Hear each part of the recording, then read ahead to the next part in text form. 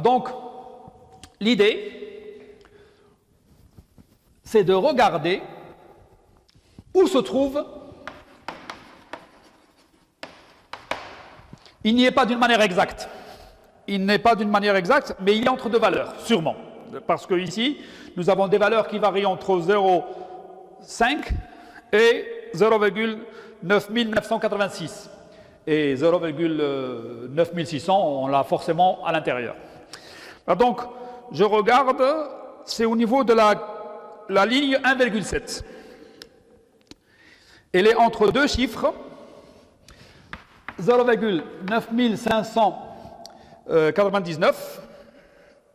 9599 et 0,9608.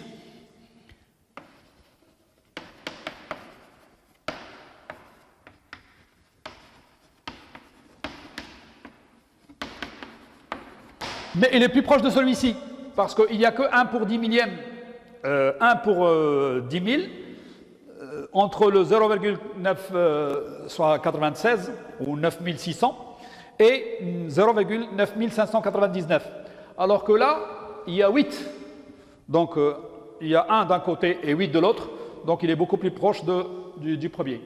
Ça,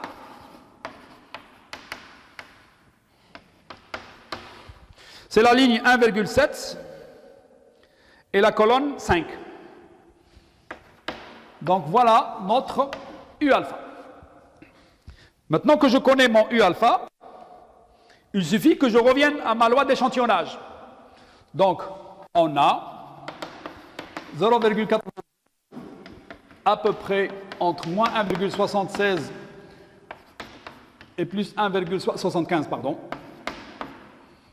75, le moins U alpha et le U alpha, de la loi normale 0,1. Mais je sais que la loi normale 0,1, c'est la loi d'échantillonnage Fn moins P sur racine de P1 moins P sur N. J'essaie d'isoler P. C'est pareil, je multiplie par ça, donc ça fait moins 1,75. Je vais détailler, comme ça vous verrez.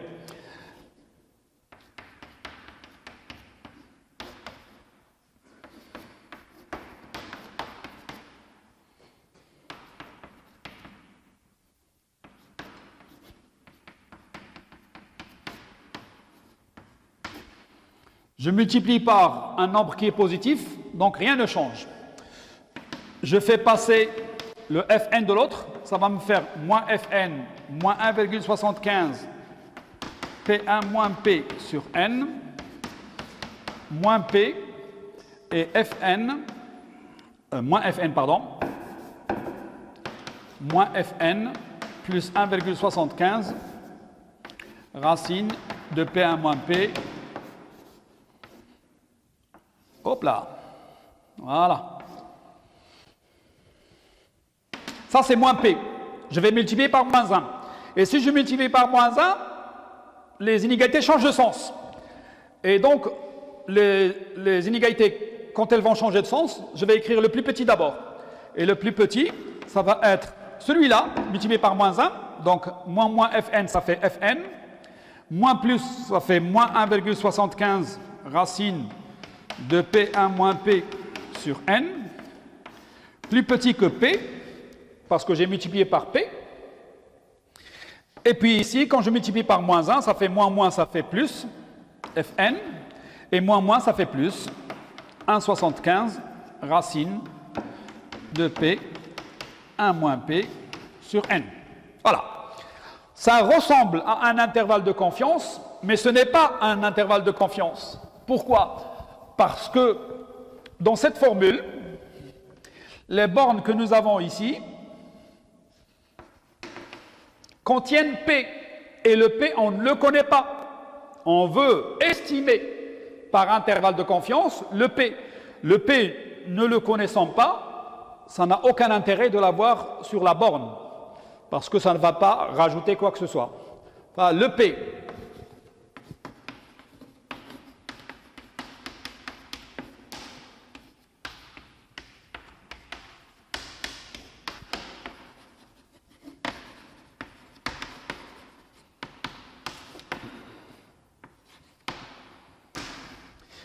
Nous avons vu en cours qu'il y a deux possibilités, il y avait même trois, mais la troisième on n'en a pas parlé parce que ça utilise des abacs, ça utilise des choses statistiques spécifiques qu'il faut aller chercher dans les livres spécialisés.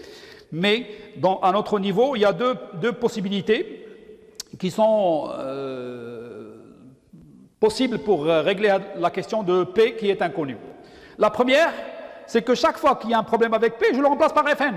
Parce que je sais que Fn, ça estime P. C'est une estimation de P. Et donc, automatiquement, ne connaissant pas quelque chose théorique, je l'approche par ce que je peux savoir à partir de mon échantillon, à savoir Fn. La deuxième possibilité, et celle-là, ça peut donner exactement la même chose, d'ailleurs je vous demande de faire le calcul, c'est de remplacer P1 moins P par un quart. Parce que dans tous les cas, P1 moins P est toujours plus petit qu'un quart. Nous avons démontré que P moins 1,5 au carré, c'est un nombre positif. Et quand on développe, on trouve à la fin que P1 moins P est toujours plus petit qu'un quart. Et donc la valeur la maximale que peut avoir P1 moins P, ça va être un quart. Et quand vous remplacez ici par un quart, vous obtiendrez Fn moins 1,75 sur 2 racines de n et Fn plus 1,75 sur 2 racines de n. Mais ce n'est pas bon. Je n'aime pas cette approche-là parce que si vous prenez la plus grande valeur pour P1 moins P, ça veut dire que vous n'avez pas confiance en votre étude. Et si vous dites à quelqu'un, j'ai fait mon étude, la première fois pour estimer P, j'ai utilisé Fn, mais pour l'estimation par intervalle de confiance, je ne préfère pas l'utiliser parce que je n'ai pas confiance. Ben, si vous dites à quelqu'un que je n'ai pas confiance, c'est fini. Vous avez cassé votre étude. L'étude doit être toujours parfaite pour vous.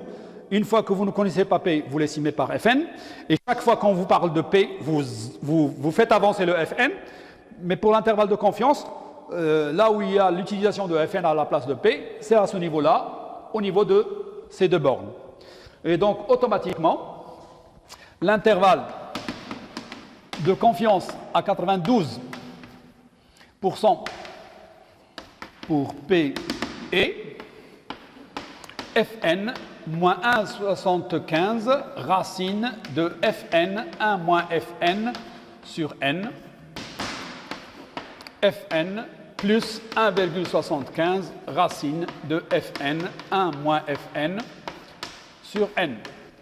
Et là, une fois que vous utilisez cette formule-là, même si ça donne le même résultat que l'autre, vous avez montré aux gens que vous avez confiance en votre étude. Et donc, automatiquement, c'est plus valorisant comme résultat que l'autre. D'ailleurs, les gens, en statistique, généralement, les personnes ne cherchent un petit peu que les petites choses qui permettent de vous faire douter. Et si vous doutez de ce que vous faites, ça y est, c'est fini. Votre travail ne sert plus à rien. Voilà, l'application numérique. Nous avons dit que Fn c'était 54 sur 121. Et donc, je vais prendre la calculatrice et essayer de travailler. Je fais exactement ce qu'il faut écrire. Hein. Donc, bon, 54 divisé par 121. J'espère ne pas me tromper au niveau calculatoire, parce que des fois, hein, rien qu'en faisant une bêtise à ce niveau-là, c'est fini. 54 divisé par 121, multiplié par 1 moins 54 divisé par 121. Voilà. Divisé par 121, et je ferme ma parenthèse. Pardon, je me suis trompé au niveau calculatoire. Ça va me donner, j'espère ne pas me tromper,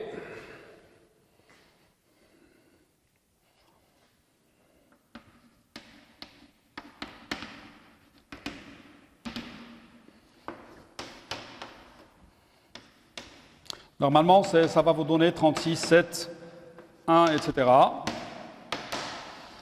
Et en faisant basculer par le curseur, le moins, je le remplace par plus. Donc, une fois que j'arrive à moins, je le remplace par plus, et ça va me donner 0,53 en fait, c'est 0,52536, etc. Enfin, puisque c'est plus que 50 ici, ça va remplacer le 52 par 3. Voilà. L'intervalle de confiance, ça va être 0,37, 0,53.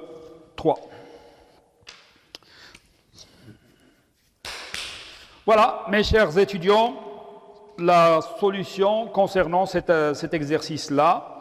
Vous avez au niveau de Teams là les corrigés que j'ai écrits sur feuille manuscrite. Les exercices se ressemblent. Il faut que vous vous entraîniez, changez les valeurs si vous voulez, essayez de vous entraîner parce que en vous entraînant, vous essayez de travailler et de savoir quand on s'entraîne, on arrive à faire les choses relativement facilement après, surtout le jour d'un examen. Et je ne sais pas quand est-ce que vous l'aurez. Je vous souhaite une très bonne lecture, une très bonne recherche, une très bonne réflexion. Concernant les recherches, j'ai eu quelques questions concernant le projet.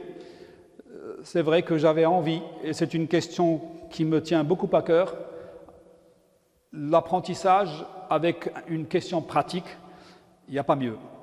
Malheureusement, avec tout ce qui nous arrive au niveau confinement, ce n'est pas possible.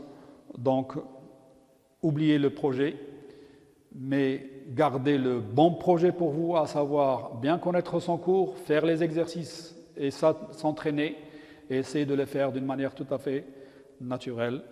Je vous souhaite bon courage, la réussite pour tous, et que Dieu nous garde. Allah yahfadna min hadal waba. Wassalamu alaikum wa rahmatullahi ta'ala wa barakatuh. Merci beaucoup.